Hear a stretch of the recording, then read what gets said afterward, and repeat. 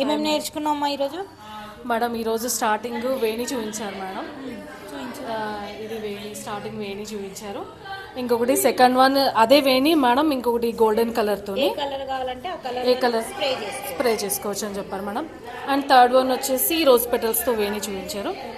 And fourth one వచ్చేసి gypsy ఫ్లవర్స్తోని వేణి చూపించారు. And జడబిల్లాలు and పూల జడ. ఎలా అనిపించింది క్లాస్ మేడం? చాలా బాగుంది మేడం, నిజంగా థ్యాంక్స్ అయితే మీకు పెద్ద థ్యాంక్స్ చెప్పాలి అసలు. ఎందుకంటే లేడీస్కి చాలా వర్తబుల్ అనేది ఇది. అవును, ఇంట్లో ఉండి కూడా మనం బిజినెస్ స్టార్ట్ చేసుకోవచ్చు మేడం. ఫ్లవర్ మేకింగ్ వర్కింగ్ ఉమెన్స్కి అయితే చాలా వర్తబుల్ మేడం. నిజానికి మీ థాట్కి మీ ఐడియాకి మాత్రం థ్యాంక్స్ చెప్పాలి. మీరు కూడా అంత కష్టపడ్డారు కదా, ఓకేనా? అర్థమైందా?